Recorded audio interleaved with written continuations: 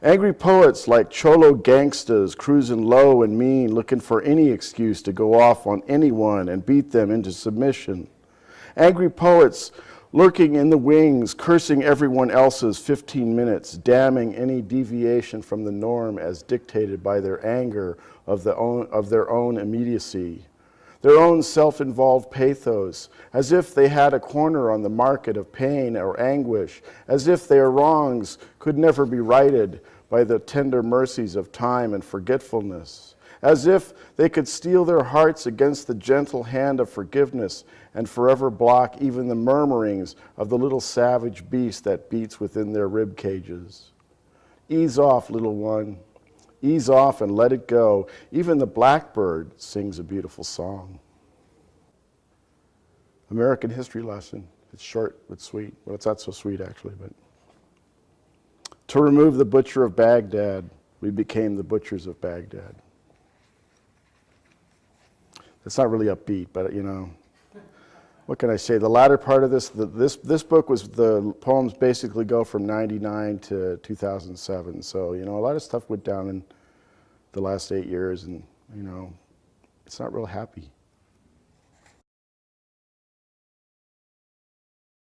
Yardbird burned, all wick, no candle. Made it to the sun and back, unlike Icarus. Yardbird couldn't burn out. His spirit was the flame by which he burned. Yardbird burned till there was only a husk left, till all the notes, the bebop and bitty black notes, were piled at his feet like cigar ash. Yardbird swung his sax in a mighty arc, like an axe, spinning like a dervish, carving a niche out of the don't take it for granite walls of swing jazz tradition. Yardbird shaped a bop cigar-cophagus out of his too brief time spent on planet Earth, the bop line firing volley after volley of bitty black notes skyward, unleashing them like blackbirds, blotting out reality's harsh light till the wee hours. Yardbird was never at ease, at rest, fingers always a blur, accelerating until time shifted gears in self-defense into slow motion, then to stand still. Yardbird smiled because only he saw the joke. Yardbird burned, did not really play his sax, it played him until his reed fell apart, broke down, disintegrated, broke Bird down. Time finished him with a smile on his face. Death by cosmic relief. You say it was H that took his life, but you are wrong. H lulled Mr. Charlie into slowing down. Hypno enticed him. H slowed him down, promised him the means to survive this heartbreak we call life. H slowed the bird down, gave time a clean shot. Time took it from there. Yardbird burns still.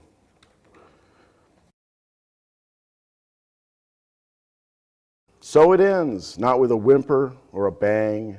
It just fizzles out, laying down to die like an old dog. My space is reclaimed. No more panties hanging from the towel rack drying.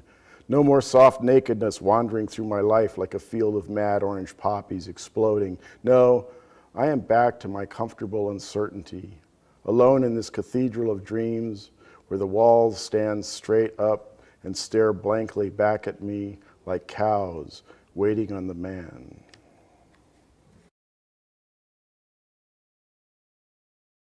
This day is no different from any other. It swirls around me, yesterday's news, the bric-a-brac of 4th Street trash, and I'm not really here yet. I'm as here as I'll ever be, as far as I know, as far as I can tell. I could be sitting here beside myself instead, observing the way the music surges, the way the crowd seems to pulse in time to it like an undersea ballet, the way these sad little stories vivisect my morning like little forceps pulling the shiny tumor apart. People will always try to burn you down with their dirt-clawed minds, their sad attempts at irony and deceit, their barely disguised anger. I'm gritting my teeth, leaning into the wind. Call me con man. Call me ripoff artist. Call me a taxi. Hook me, play me, catch me, throw me back, return me unopened. I wish I had a river.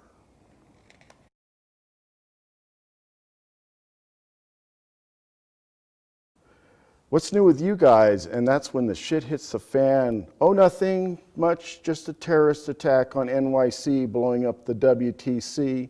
What? What?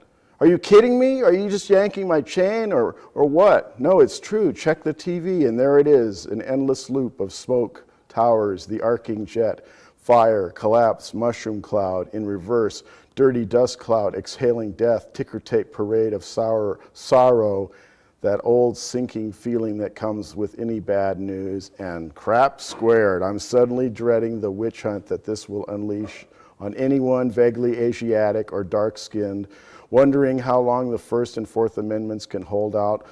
Who will become the next terrorist threat? Will they be American? All these questions swarming inside my head, distracting me from CNN or MS News. Almost all of Greg's 800 channels are running up to the minute news except for the tractor channel.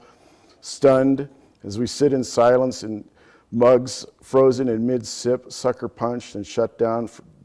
No flights, no borders, nowhere to go. Anyway, where will the next strike come from? Should I go home? I miss my friends. I'm suddenly homesick. What do I do? What should I stay or should I go? I haven't felt this way since JFK. I knew something was going to happen, but didn't know it would be this horror, this catastrophe. America is the whetstone for anyone with an axe to grind. You could almost say we're the only game in town. Everyone hates us. It seems not that we haven't, and I hate using we because usually the we who do the things that make others hate us so much are not the we of you and I, but the other we that has done a lot of things in the name of us in the U.S. Now that we, that is you and I, we are expected to take a bullet or a spore or be vaporized in the name of the U.S. of America. I can only stare slack-jawed as this unfolds, as I put on my brave face. I go about my business. I still have to meet with Tim Scannell, get on with my trip, but I feel less than complete. And the minutes slip by unnoticed, and I know I'll never be the same, ever. For the next 24 hours, whenever I close my eyes, the image of Tower Number 2 collapsing is what I see first, followed by other images of horror, all screaming in my ear like a chorus of ghosts haunting my eyes, wide open world. Take me home in my own and sandbox where I can hide in relative, if not naive, security. Take me away from this. I just don't want to study war no more. What is it good for? I'm tired of trying to absorb these images and the numbers, tired of this catechism of death and the destruction, this sermon on the mound of rubble, this trinity of terrorism. There's a new perspective in town. We are a nation recovering from the collective jaw drop, the 6,000 soul Sunday punch, and nothing can change that. We have to get up. That's what the mayor of NYC is saying. That's what the president is saying. Up, up. That's what the ministers are saying. Everyone is saying we have to get up, get with the program, get right with the new program, make sacrifices. Only instead of the old sacrifices like rationing or going without a few creature comforts, this new program will include a pogrom or two, not to mention the serious collapse of an economy or two, even the suspension of the First and Fourth Amendments. But few seem to notice these cracks in the facade of Lady Liberty, even that beautiful, perfect layer of wonderful, don't bother me while I'm making a killing in the stock market, purposeful ignorance was also vaporized that morning for the next week. I'll stop there for the next week. Thank you very much.